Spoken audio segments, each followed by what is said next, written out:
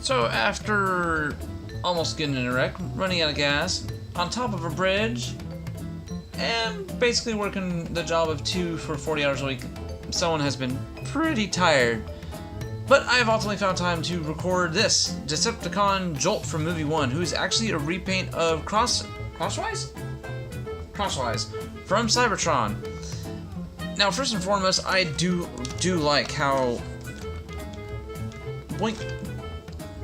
This is his weapon. I actually really dig how his weapon actually stores in vehicle mode and actually makes the vehicle mode a tad bit better, other than just having a oh, there's a gun on the roof or on the side. Or I like it when there's integration like that. Ooh. Another good example would be Armada Sideswipe, where his weapons and minicon would actually stored inside his vehicle mode, and you actually have cutouts for them. And even though it doesn't have a cutout, it still looks fine without it. Now, of course, this was another one when I got it. It did not come with the Cybertron key it originally came with, so I am using a spare today. So, speaking of which, let's go ahead and see what it does. Go ahead and just put it in the back right there, and boink! You get these 2 cute little missile launchers. Oh, ain't that adorable? Oh, he's gonna hit me with like these little things, and then they're not gonna explode. But nice silver paint, and the purple actually has this nice metallic flaking inside the plastic, or at least on the actual plastic, because you can instantly tell where the paint is on the actual purple. It still has some of that metallic flaking, but you can definitely see a color difference in between the purple plastic and purple paint.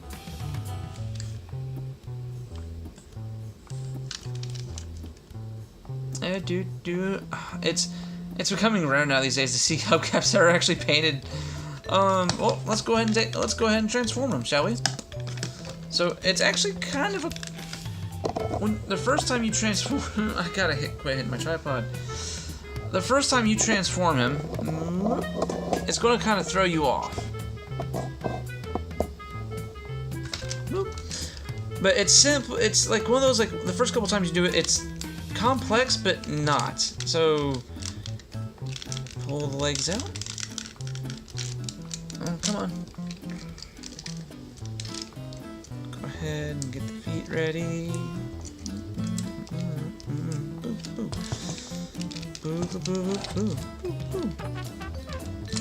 And you're gonna have to wiggle those free, and I'll wiggle all the doors free, and everything just wiggles free. Everything's wiggling. Commence it wiggling. So you push that down, and I knock something else off the table. Pull his head up, and you come around, and what else do we want to do? We want to let's get rid of their arms ready. So do that, and we just pull these back. There we go. Now we can get these out of the way.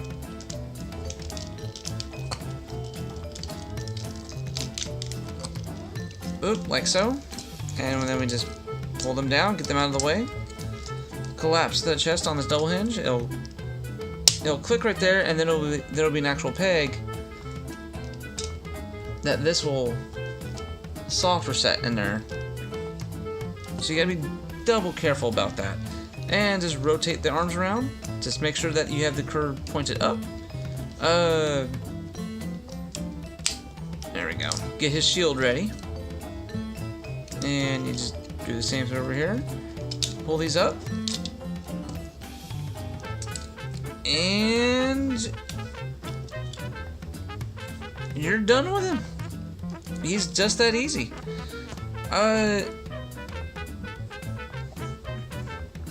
Now, first and foremost, there is something I cannot leave alone, and that's his little stuff jutting out the back here. I don't know what else to call it other than stuff. Oh yeah, you do see a stress mark going on right there. But this really does remind me of the actual back kibble that's coming out of the Revenge of the Fallen mode. Revenge of the Fallen mold. Yeah. I mean, you can twist these around, and they have some detailing on the side. You can do that to kind of mix up a little bit. I mean, that's actually kind of a cool thing that the two Jolts do have something in common. And believe it or not, his Cybertron gimmick still works in this mode, as do all the old Cybertron molds do. And his missile pods will actually come around his head. It's not a bad gimmick overall, but that means the way it works is that this whole backpack right here is untransformable. That's why you have these two pieces of giant kibble in the back, because that's literally, oh snap, we don't know what else to do with these. We don't know what else to do with these parts. Throw them somewhere, and it should be fine. Well, okay. Well, how about his posability? Ball joints everywhere. Shoulders, elbows, thighs, knees. I mean, this guy is good on the limbs, but when it comes to the actual body movement, thanks to the way he transforms, and again, thanks to the gimmick, he has no waist rotation. You do kind of have to put the missiles back to get the full range of his head, because it does move side to side and back and forth, but it won't move side to side if the missile pods are there, just because of how his head is and how it's kind of a bit wide. Some serious points for the clear plastic visor. I do have some complaints right off the bat. Thanks to the clear plastic used, it is a ticking time bomb and just waiting to go off. It's you have no idea when, where, or how. Especially seeing that two of the clear plastic joints are ball joints, and we've seen those explode in the past. Ooh, can't forget his gun. So overall, he's not a bad figure.